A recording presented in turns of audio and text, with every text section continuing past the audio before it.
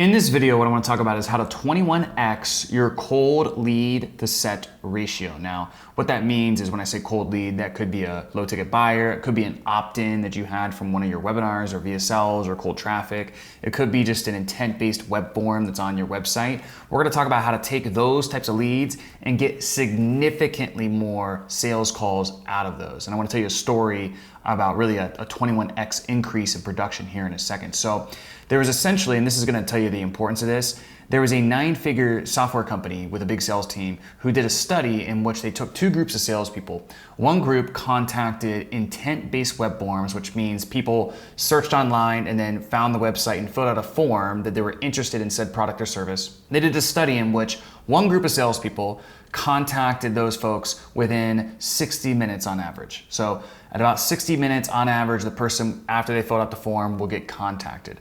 Another group of salespeople they studied contacted the leads within 5 minutes. And that difference, 5 minutes to 60 minutes, led to a 21x increase in production, right? 21x. So they got 21 times more sets when they were contacted within 5 minutes than 60. This was something that my private clients and Sales Team Accelerator were asking me about a week ago. So I took my setter manager, Jared, and brought him on the call, and we did a short 60-minute training talking about the call software we use, all the outbound processes, and really the systems as well, and the culture that is built around how we really incentivize and increase speed to lead. And our clients absolutely loved it. So this training is going to be a splice over, and it's going to show you the best bits of that training we did with Jared and my clients. So we're going to splice over from this video now, and we'll talk soon. Enjoy the training. We're going to talk about how we do this. To be honest, Jared, he's my setter manager. He's on with us today. Jared, say what's up. Yo. Jared just got back from vacation. That's why he's looking very, very energized and happy and go lucky. But Jared's going to cover with you kind of the workflow of how we optimize for speed to lead. At the highest level, what we do is we essentially we use a software called Allaware. So when a contact is created, we get an opt-in or whatever it is, could be a buyer, could be a opt-in, whatever, could come from anywhere. That lead goes into Allaware. And Jared, you're going to want to show him this too. But a lead goes to Allaware, has a specific tag, and this is what we do that's different than anybody else. And to be honest, my setters just kind of innovated this. Like, I didn't tell them to do it. They just were doing it. And I'm cool with that because they were getting results. For the first 2 days, it's total free-for-all. So, and this is what I want you to show them, Jared, is for the first 2 days, anybody can call the leads. Anybody can text them until a certain point, which somehow you guys have a system in which you guys designated to be claimed. And then after 48 hours, it gets round robin delegated to a specific setter, which, to be honest, after 48 hours, every single setter's hit them so hard, they've texted them to where, it's a way for us to sort the leads in HubSpot, but we really don't even follow up with them.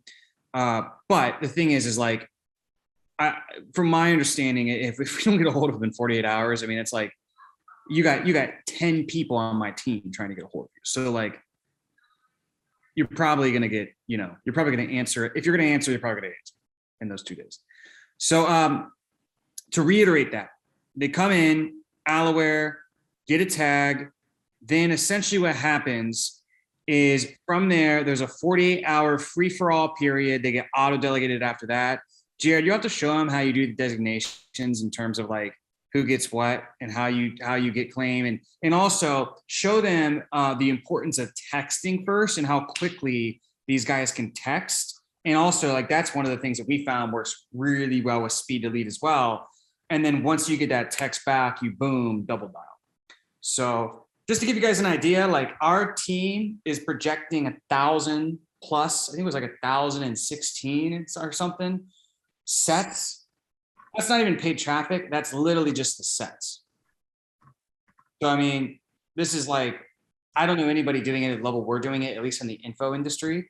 So I think you guys got a real treat today in terms of, Jared, I'm going to give you access to share your screen. So I'm just going to give you guys just like a full breakdown of Allaware, how we use it. So basically everything happens out of contacts. all of the setter's workflow or all of contacts. And so when we're looking at it like this, it just shows us like our whole CRM every lead. So we need to cut that down to leads that came in from like newest leads to oldest leads. So first thing, we need to change the filter, put on the right tags. So opt-in, RCA opt-in, and then STA opt-in. And then we don't want to see the leads that already booked calls. So we click. You're going pretty fast here, dude. So just so I can slow you down. Yeah. Because some people haven't even seen this software before, right? So what Jared just did is we have a tagging system in Alaware. And this is all synced with HubSpot, by the way. So technically, anything they do in here shows up in HubSpot. So that way we can trace activity and we have full attribution, meaning we can get somebody who closes. And then essentially what's going to happen is we get somebody who closes. I should be able to see Jared called, Ali called, Aaron got a hold of, Aaron said, this closer talked to this person. This closer didn't close. Aaron reached back out, reset for this person closed. And originally the lead came from this ad group on this creative of this campaign from YouTube. You know, like, so you can see how powerful something like that is. That is why we moved to HubSpot, but this syncs with HubSpot. So we use, in terms of workflow, they use this, but we kind of HubSpot is like the centralized hub, which we're finding works well. We also use Hyros. So anyways, Jared, I didn't mean to cut you off, but what Jared just did is filtered in calls booked, or sorry, like RCA and SDA are two companies. So he's filtering in the opt-ins, and then he's saying without the two, like, you know, he's excluding anybody who booked a call. Yeah, exactly. And so now what it's showing us is like every lead since like the beginning of time that has come in. And so now we need to cut it down even more. So we want to sort the leads based off of when they were created at. So we just do that right there. And now all of these leads are sorted based off of newest created lead to oldest created lead. But again, still there's like 33,000 contacts here. So then you take it a step further and then you just say today. So now what we're seeing is RCA leads, STA leads that have come in today that haven't had calls booked. All right, so right here we see it's like 102. And I think it starts the day at like 7 a.m. So since 7 a.m. Pacific today, we've had like 102 people come in that haven't had calls booked. So all of these are free leads, right? Basically what that looks like for the setters when it does come in is, again, we just go to contacts, and there's probably not going to be any here now because our speed delete is so quick. It just pops up right here. So there'll be a tag here that says RCA opt-in or STA opt-in. And so the setters is like, they're monitoring this new lead thing all day. So as soon as a lead comes in, it's texted within a minute, it's called within 10. Got it. So real fast, just to recap that. So basically this tag is the contacts tab, yeah? Yeah. And the filter is the new lead filter, which essentially is what you just created in the other thing. Yeah, you don't even need to have the filters on new leads because the setters are so quick on the leads that you're just going to see like one or two right here if they do come through. Gotcha. So basically, guys, I mean, part of what works so well about this is, and you correct me if I'm wrong, Jared, is that there's so many, I mean, the setters are just so on top of it on new leads that, I mean, basically the speed to lead is like literal 10 seconds. Yeah, I want to see one pop through just so I can, there's a live example. You can take it. Yeah. That would be pretty cool. Hopefully maybe that happens. But basically all the setters looking at this. So keep going over your workflow though. Okay, so that's obviously like a really high priority is to text any new leads that come in. Obviously, if we come in here right now, there's no leads to text or call. So the next best thing is you can then go start outbound calling people. Jared, real fast. Let's come back to outbound calling in a second. But basically, so Jackie was asking, the setters do not have their own leads. They all work the same leads. So can you explain kind of like the texting and the claiming and the 4 hour rule you guys created and all this stuff? Yeah, so the reason why I find like not designating leads to specific setters work so well is because of the speed to lead. And so when you start designating leads to specific setters, it starts to breed complacency way too easily, because like if I know I have 20 leads sitting there and no one else is going to touch them, like I can just do other things before I touch those leads. When it's a free for all and I see 5 leads come in or I see a group join come in and it's like, I look at the profile picture and it's all qualified. Like I know I have to add that person to the group right now, or some other setter is going to take it, which like it helps the company, it helps the quality of lead. It's just a win-win all the way around. So same thing with opt-ins. We don't designate any leads for that exact reason. When it's just free for all, people hit them up a lot faster. So what that looks like is basically, and again, I wish there was a lead here so I could show you, but a lead would come in, and let me just show you some random example. All right, so this lead, it came in, this is a little earlier in the morning, but October 3rd, 6:20 a.m. And then one of our setters sent a text at 7:06 a.m. All right, so it was a little bit earlier, that's why, and it's also Sunday, it looks like.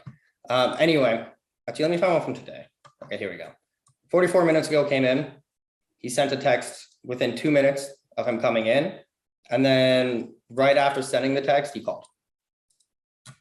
Right. And so any setter can hit this lead. He was just the one to notice that that lead came in and texted him. Now, if he texted this lead right now and he called him and no communication was established, he didn't get a hold of him, nobody texts back, this is still a free lead. So I can still come in and I'll show you guys an example if this actually happened right before this meeting. But I can still come in and call this lead. Perfect example of this is. But you can't text them, right? You can text them too. No, it's still free game.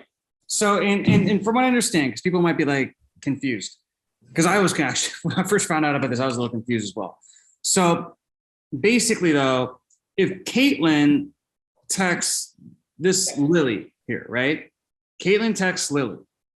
Now, if nobody gets a hold of them, if you send a follow-up text from this, they still think it's Caitlin. Yeah.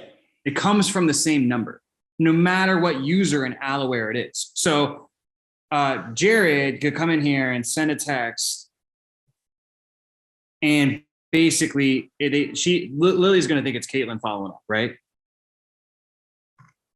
Yeah. So like, here's a good example of how this works kind of in our benefit. If we designated this lead to Caitlin, for one, the reason Caitlin would have just texted this person and not called them right after is maybe she had like a pre-booked triage already on her calendar. And the way our setters work is like if you can have more triages already booked on your calendar, as opposed to sitting there outbound calling, like that's just a higher producing activity than outbound calling. So that's why we prioritize like getting calls booked on the calendar for triages.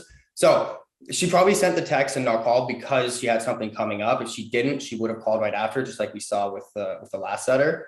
But what we found is it's better to send a text, and Cole, I'll explain like the morning process too. But for this situation, like it's better to send the text than nothing at all. Like say she didn't send the text, maybe every other setter was busy and this lead sat here for an hour or 2 hours without getting a call or a text. Like it's always better to send the text and have somebody respond or have the possibility for them to respond than nothing at all. Right. So that's why she would have texted this person, went off, got busy. Then I opened this lead. I literally just filtered it out and I saw here, like there was a text and there wasn't a call yet. So I came in, did I lose it? Okay. So then I came in, I think it was like literally 8 minutes. Like the lead came in, she called him within 2 minutes. It said like 9 minutes ago that she sent this and I just called. All right, I called, the lead picked up, triaged them, set them. Now it's my set. Right. And so that's why like it works in our benefit, like as a company, also like as setters, because there's always like, there's no limitations on who you can set and who you can't. And the reality is, as like a company, if I didn't make this call right now because Caitlin was busy, and if this was Caitlin's lead, this lead may not have been set at all. Yeah. So real fast, just to recap for everybody here, Caitlin reached out, right? And this was immediately almost. So it was just like, boom, Caitlin got the lead. Now, since this person didn't respond, it's still free for all for anybody to call. Now, is it 4 hours? When can you come in and text this lead?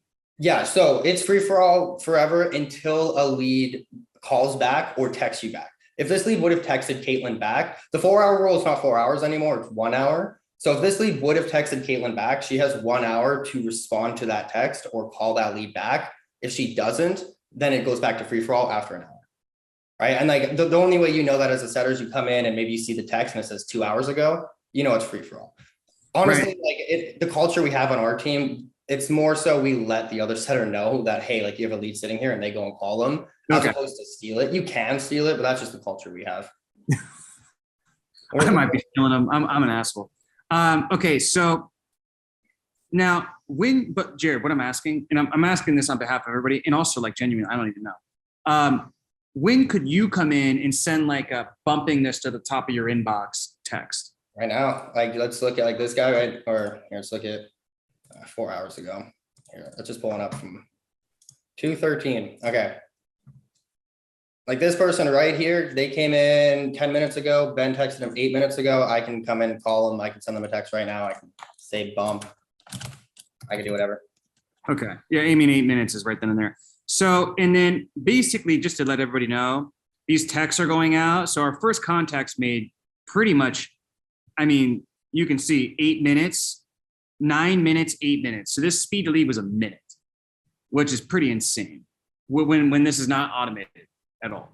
So that's number one. But then Ben here, granted, maybe he had a triage call or something. He should be double dialing right after the text, correct? Yeah. Yeah. Yeah, exactly. Okay. But then, you know, that's kind of his thing because Jared can come right in here and just double dial. Now I'm asking for everybody else, Jared, as well. If let's say, you know, Judd gets the text from Ben, but then you call and it's Jared and he's like, oh, Ben just texted me. How do you usually, with your language, kind of bridge the gap between Ben was reaching out, now he's talking to Jared? To be honest, I can't really think of that ever being a problem. Okay, Like, so that's basically never happened. not really. If it does, I'll just be like, no, Ben's too slow, I guess. Looks like you're talking to me. Yeah, see, exactly. People don't care. Exactly. Okay, so go back to the dialing and the workflow. Okay. So I think what's important to break down next is the text in the morning. So I think I opened up a few examples here. Okay, so here's an example of like why text works so well. Here's the breakdown, right? So in the morning, overnight from like 7 p.m. Pacific to 7 a.m. Pacific, we have a bunch of leads that come in, right? And so what we found is as soon as the setters start working, and it's something I used to do, and it just works so well that you have 80 leads, right? And within those 80 leads, like based off the law of averages, there's 3% or 5%, whatever you want to call it, 3 to 5% of them that are settable, right? Or 3 to 5% that have really high intention that are settable. So by sending out the text in the morning, you're just, again, like the chance for them to respond, or the possibility for them to respond is better than them sitting there. And so if we think about the law of averages, like if we have 80 leads that came in overnight, and maybe the 4 of them that we can set, just because of the law of averages, they're all down right at the bottom, like based off of the list of how we're calling them, right? And so if we just start calling them 7 a.m. and it takes me till 10 a.m. to get down to this bottom of the list for whatever reason, that lead might not be as hot, or his intention might not be as high as it was when he opted in or in the morning, right? Maybe got busy or something came up. So we found it better to send out the 80 texts, get people to respond, and it does 2 things. One, we start booking pre-booked triages on our calendar, which is what I was talking about before, with people who already say they want to chat, or with the high intention people, which is the goal of outbound dialing anyways, to get those people on the phone, right? And then 2, we also get people who respond to the text and just say, no, thank you. Like, no, I'm not interested, watch video, no, thank you, whatever, right? And so 1, we book calls with the high intention people. 2, we eliminate the people who don't have any intention. And then the people we are outbound dialing, or the numbers we're sitting there dialing, are the in-between people who haven't answered yet or haven't responded to a text. And like the reality is like everybody on this call, if you get a text, you're reading the text. Like you're not leaving a text unread, right? If you get an email, it's going to get lost, right? If you get a voicemail, it might get lost. But a text, you're reading your text. Yeah. So in our, okay. So anyway, here's an example of why this worked, right? This is 12:30, so same sort of situation with Caitlin. He might have got busy, didn't have time to call.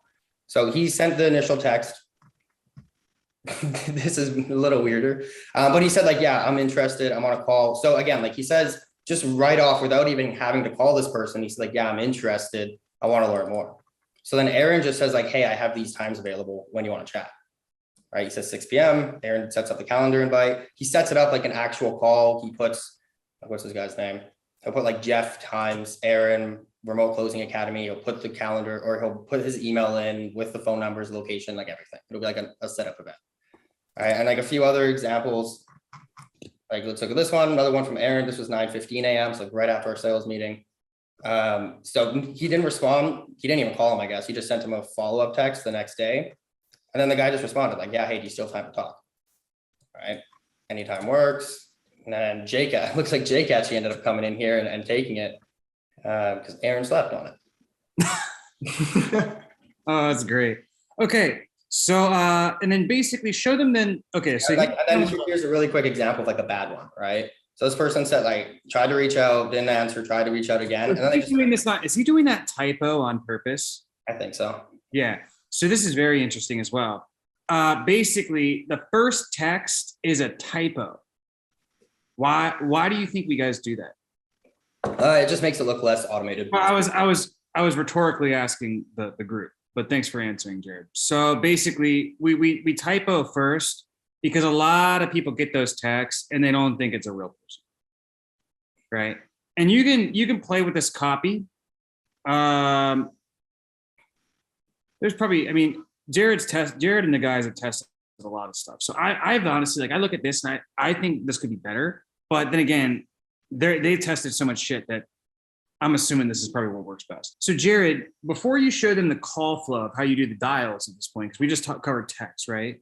Before you show that, is this Allaware number, does Allaware auto rotate different local numbers to prevent any sort of spam or, you know, because if a phone provider sees a ton of text messages going off from one number, for instance, there's an issue. Does everybody have their own number, or does it auto rotate different numbers with the local provider? It's definitely a tech question. I think we have like 50 plus numbers and it rotates. Yeah, it rotates. Okay. And if you guys know Edward, he would know the answer to that. Edward's the guy. Yeah, so just depending on their state or their area code. Okay, cool. So let's go over, I kind of cut you off. Let's finish what you were saying and also go over how, like, so if you want to load the power dialer and start rocking, show the guys how they do that. So power dialer, basically same exact process. I'm going to filter out the leads that I want to see, which again are leads that came in today that haven't booked calls. And so those are the first people I'm going to add into the power dialer, and then just add people from newest to oldest, right? So as soon as I run out of leads from created today, I'll just add leads created yesterday. And so on and so forth, right? So I would just open up the filters. And this is the part where it gets a little bit more messy than preferred, but you literally just start scrolling through here. And if we look at things like this, like which just says call, lead probably wasn't contacted. It might have been, but probably wasn't. So I'll open up that page, at least just to see.